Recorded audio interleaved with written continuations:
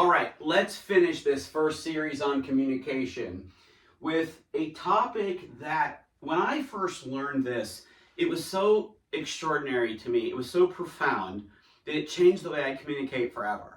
It changed the way I listen forever. It changed the way I connect to people forever. And I hope that it will have the same impact on you. So, I'm going to teach you a technique of listening and communicating called summarize and reflect.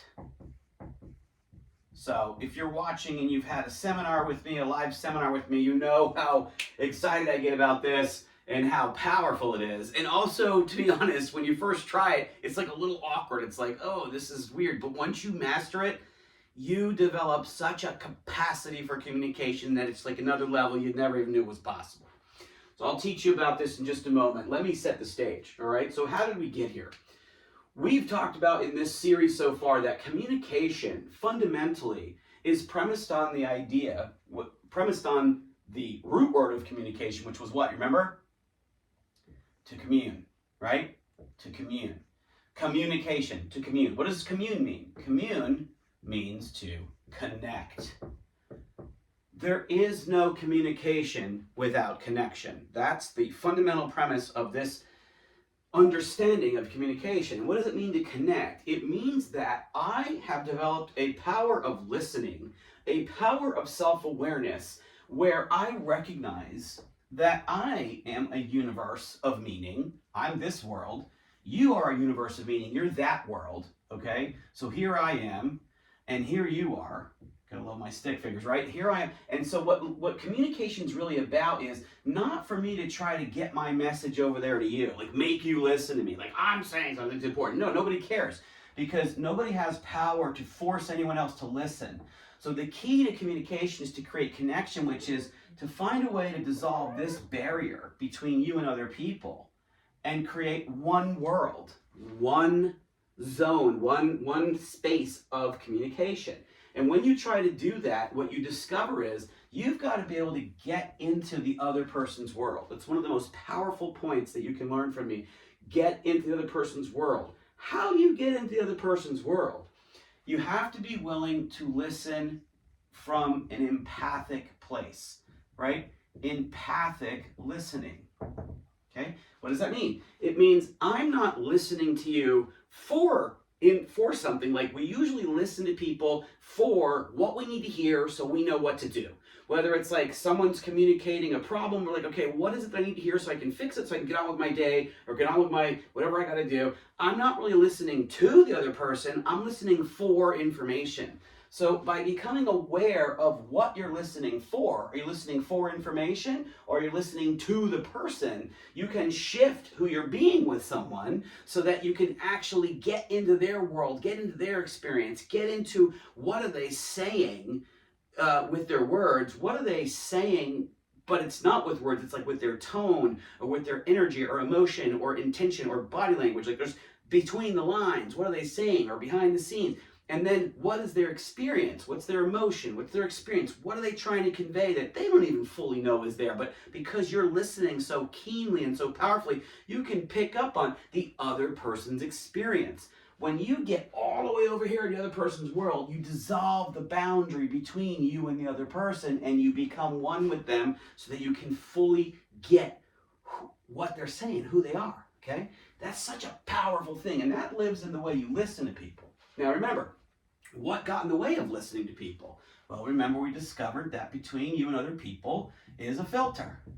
There's a filter, and that filter is premised on your judgments, your stories, and your point of view. That's in the previous video. I'll let you go back and look at that.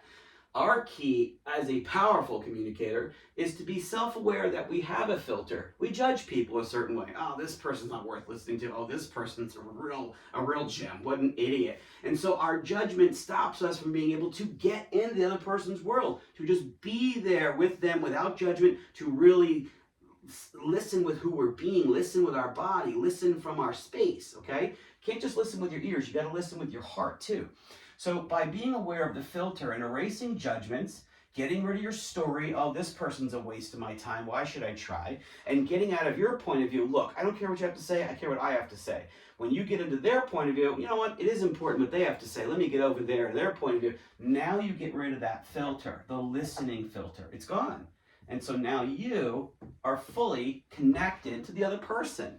You are fully listening to the other person. And so you can really have a powerful connection and communication. Now, all that said takes us to this power tool, summarize and reflect, okay? Now, why is it so cool?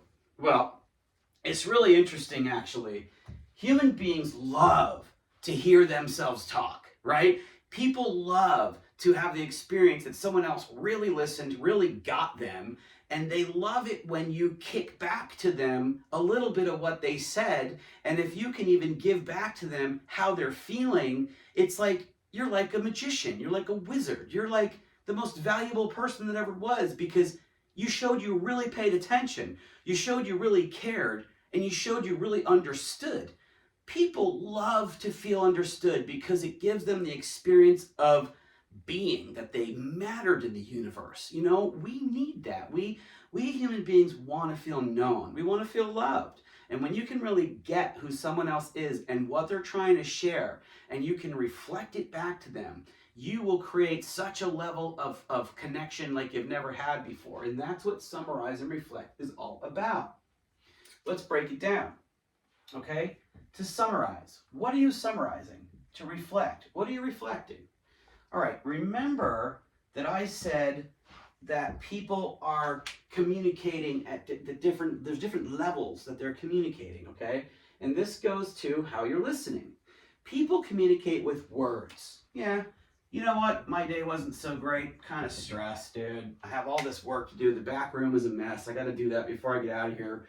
My kids got soccer practice. It's done at 4:45, but I'm not even out of here till like 4:15. There's probably going to be traffic, and I got to get there. They're saying a lot with words, okay? They're saying all those things with words. Summarize means you kick back to them what the person said. And this is why I'm saying, like, you got to practice this a little bit because it can feel clunky, but when you do it skillfully, it's magic. Summarize means you summarize the person's words. Okay, so you might be listening to them, and this is, I would say, a traditional active listening. Dude, I get it. Let's say the guy is Greg. You know, Greg, dude, I totally get it, man. Yeah, traffic's going to be kind of a pain out until 4:15. Kids at soccer, and you've got a lot going. Yeah, okay. You're just showing the other person that you're paying attention, right? And when would you use this? You use this anytime, for sure, anytime there's potential conflict, anytime there's potential confusion or actual confusion, anytime that you're trying to let someone kind of vent so that they can get to the next level of performance. You use it a lot when you're doing coaching, you use it when you're mentoring, you can use it when you're doing soundboarding or collaborating or problem solving. Anytime you want to make sure everyone's connected and that the communication's flowing, you can use Summarize and Reflect. And it is magic in getting through conflict and creating new possibilities of connecting and creating together, all right? Hopefully I'm not being redundant here, but I'm trying to embellish this for you a little bit, okay? Summarize the words. People speak in words. Okay, well, people also speak non-verbally, okay? So not words, right? Not words, non-verbal communication. People speak in body language, they speak in tone of voice, they speak with energy. So you want to be listening for, remember, it's all about your listening. Communication is ultimately about your listening because that's what creates connection. You're listening for what is the words the person's using, what are they saying with words, and what are they saying, but it's not with words. Oh man, I got to pick up my kid at soccer practice like 4:45, but I'm not out of here until 4:15, and it's like, dude, I'm stressed, the traffic, and so, I mean, he said some of it with words, but Greg's also saying, I'm really not feeling that great about how this is going to go, and I'm concerned. So you might say back to Greg, you know what, I can kind of get, like, you know, you get a lot of stress. You're not really worried. You're kind of worried you're not going to get there on time, and then your kid's going to be like, where's my dad? And in other words, and I'm not trying to use such a basic example to insult your intelligence. I'm just trying to lay groundwork. You want to show Greg that you really got what he said with words and what he said but without words. Right? Because you're showing that you understand him. You're summarizing and you're starting to reflect a little bit.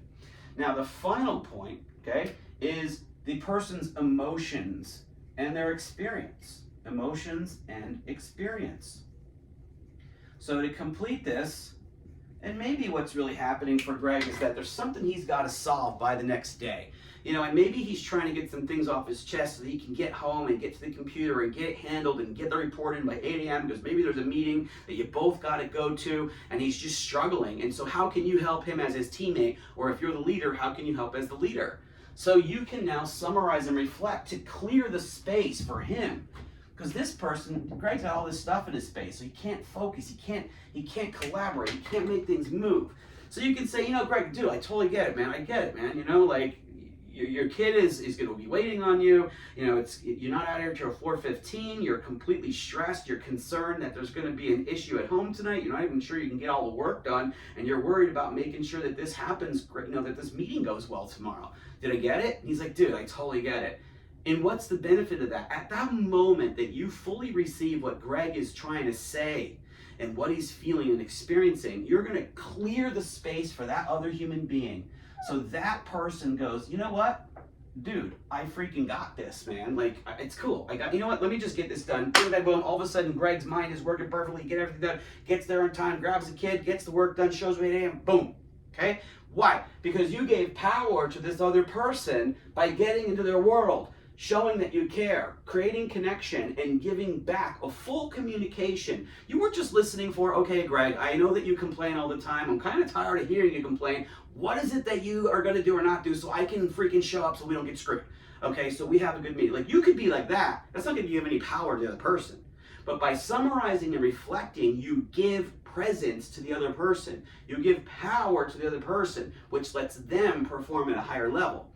Now, that can work with teammates, it can work with partners, it can work with friends, but in the context of leadership, this is magic.